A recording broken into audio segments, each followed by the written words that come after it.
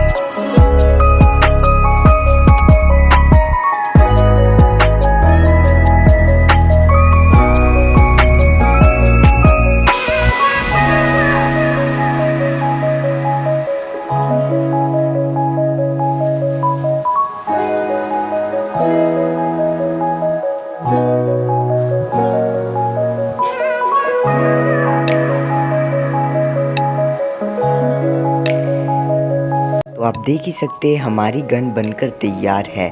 और अगर आपको ये वीडियो अच्छी लगती है तो इसे लाइक भी कर देना और हमारे चैनल को भी सब्सक्राइब कर देना। और जैसा कि आप सभी को पता ही है, अगली वीडियो में हम बनाएंगे AK-47, वो भी इसी तरह से वेस्ट मटेरियल से होने वाली है। तो मिलते हैं आपको नेक्स्ट वीडियो में। Thanks for watching, bye.